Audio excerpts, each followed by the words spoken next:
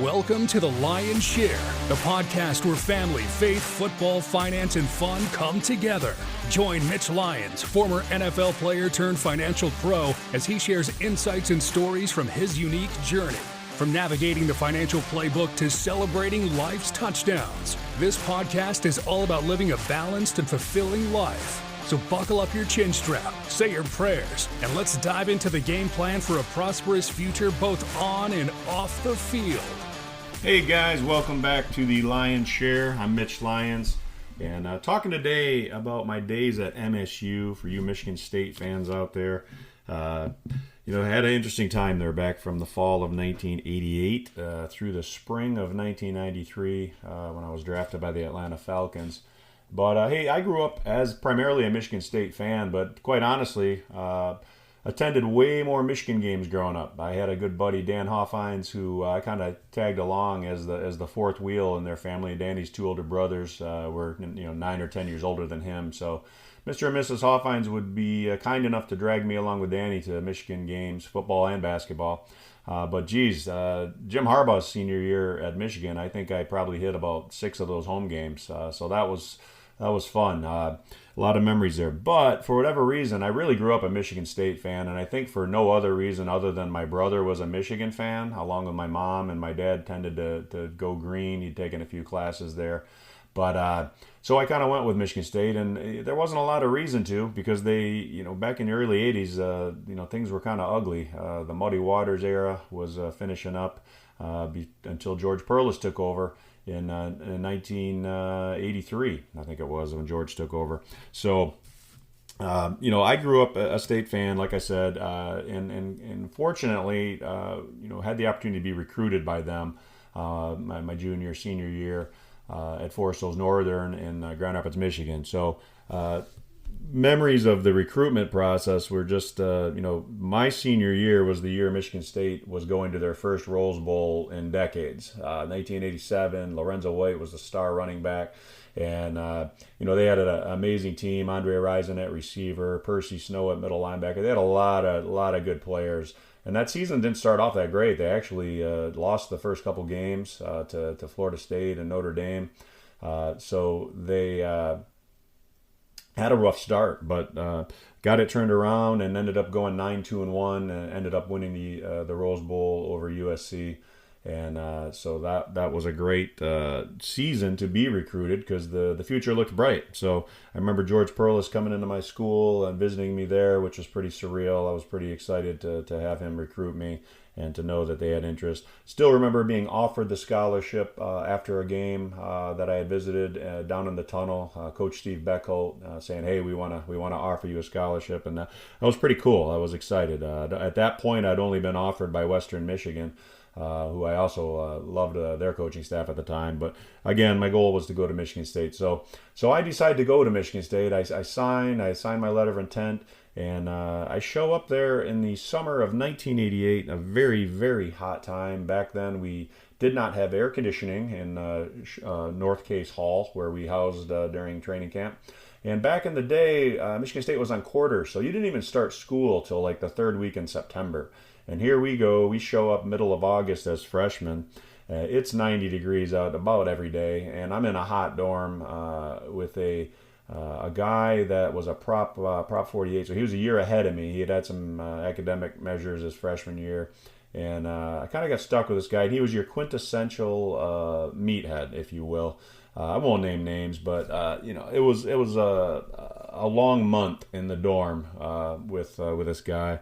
And a lot of homesickness and whatnot. But hey, then the games get started, and we start off 0-4-1. So here I come thinking I'm going to join this team that just won the Rose Bowl, and they've got the likes of Andre Rison and Tony Mandarich and Bobby McAllister back, and I'm thinking I'm going to ride their coattails to another Rose Bowl, and we start off 0-4-1. That was a big wake up call, but I do remember from the get-go, Coach Perles kept saying, "Guys, hang in there, take it game by game, and I'll take care of you guys if you just take care of each game. We're gonna make a bowl game."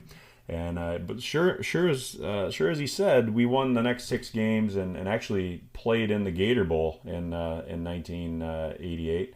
and played Georgia, who was an interesting matchup. I remember going down to Jacksonville, and we stayed at Amelia Island, which was a fantastic resort. I'd never stayed anything there that nice at all. I didn't really vacation other than going camping up at Lake Charlevoix in northern Michigan when I was a kid. So, but it was an amazing game. Andre Rison just had an unbelievable performance in that Gator Bowl. Caught I think like 250 yards worth of passes.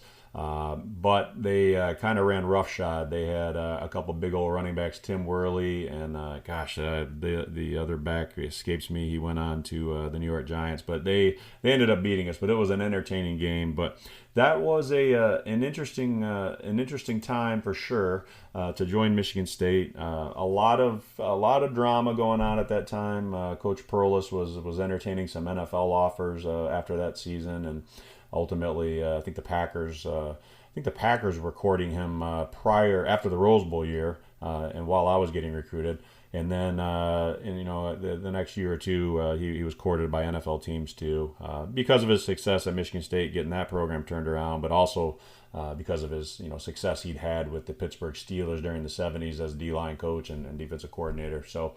But that was my first year at Michigan State, and it's when you're a little wide-eyed and wet behind the ears a little bit coming in there as a freshman.